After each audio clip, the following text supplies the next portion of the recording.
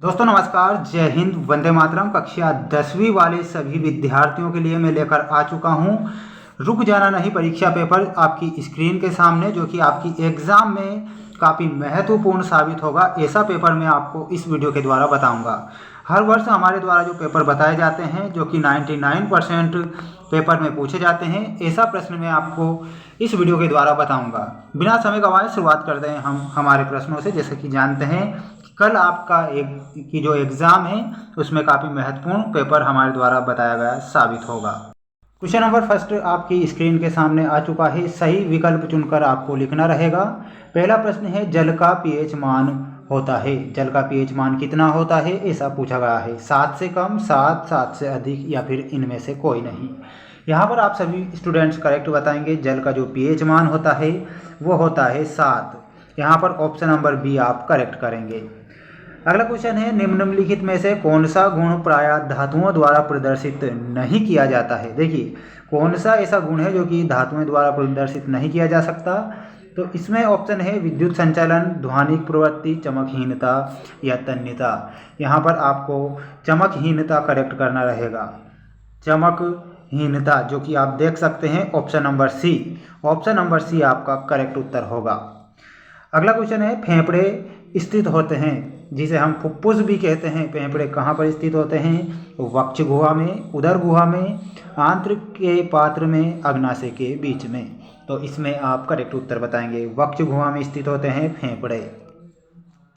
दो तंत्रिका कोशिका के मध्य खाली स्थान को क्या कहा जाता है? देखिए, दो तंत्रिका कोशिका के मध्य खाली स्थान को क्या कहा जाता है? द्रुमिका, सिनेप्स, एक्सोन या आवेग।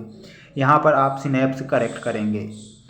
नर युग्मक एवं मादा युग्मक के संलयन की क्रिया क्या कहलाती है? वेरी मोस्ट प्रश्न है। नर युग्मक एवं मादा युग्मक के संलयन की क्रिया क्या कहलाती है? तो उसे हम निषेचन कहेंगे। क्या कहेंगे? निषेचन। अब हम बढ़ते हैं हमारे सही विकल्प चुनकर लिखिए में रिक्त स्थानों की पूर्ति कीजिए वाले प्रश्न।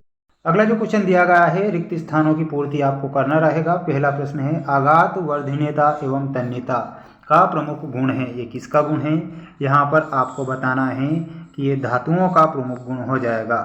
सभी विद्यार्थी चैनल को सब्सक्राइब कर लीजिए, क्योंकि हमारे इस चैनल पर सभी विषय के पेपर बताए जा रहे हैं। रासायनिक समन्वय द्वारा होता है। रासायनिक समन्वय किसके द्वारा होता है? तो इसमें आप बताएंगे हार्मोन्स के द्वारा। हार्मोन्स आप करेक्ट उत्तर याद रखेंगे। अगला क्वेश्चन है, मनुष्य में जनन होता है। मनुष्य में जनन किस प्रकार होता है? मनुष्य में लैंगिक जनन होता है। लैंगिक जनन करेक्ट करेंगे। प्रतिबिंब की ऊंचाई और बिंब की ऊंचाई का अनुपात कहलाता है। तो अनुपात क्या कहलाता है? आवर्धन कहलाता है। तो यहाँ आपको आवर्धन लिखना है। विद्युत विभव का एसआई मात्रक लिखिए। वेरी मोस्ट प्रश्न है। विद्युत विभव का जो एसआई मात्रक होता है वो हो जाएगा आपका वोल्ट। अगला क्वेश्चन है, में ऊर्जा का प्रवाह एक ही दिशा में होता है। तो इसमें आहार या खाद्य श्रृंखला में। यहाँ पर आपको बताना है खाद्य श्रृंखला, यानी कि 6 का जो आंसर रहेगा हमारा खाद्य श्रृंखला। अब हम बढ़ते हैं हमारे नेक्स्ट क्वेश्चन की ओर। आप देख सकते हैं आपकी स्क्रीन के सामने आ चुके हैं सारे के सारे क्वेश्चन। सत्य और असत्य लिखिए। पहला प्रश्न है, CaCO3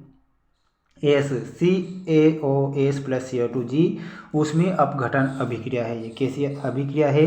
तो यहाँ पर आप सत्य बताएंगे। पहला आपका हो जाएगा सत्य।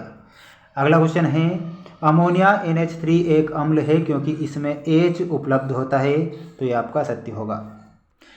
बायां आलिंद शरीर के विभिन्न भागों से आए ऑक्सीजनित रक्त को ग्रहण करता है। तो ये आपका असत्य होगा। न्यूनतम प्रतिरोध ज्ञात करने के लिए प्रतिरोधकों को समानांतर क्रम में संयोजित करना चाहिए। तो ये आपका सत्य हो जाएगा। विद्युत उपकरण श्रेणी क्रम में संयोजित होना चाहिए। तो ये भी आपको सत्य बताना है। दूर की वस्तुओं को ठीक से नहीं देख पाना दूर दृष्टि दोष होता है, निकट दृष्टि दोष होता है, असत्य बता देंगे।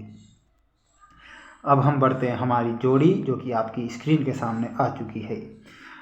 आयोडीन धातु में आप मिलाएंगे चमकीला से। पलकों का झपकना एक ऐसी क्रिया है, प्रतिवर्ती क्रिया होती है पलकों का झपकना। मादा युग्मक में आप मिलाएंगे अंडाणु से।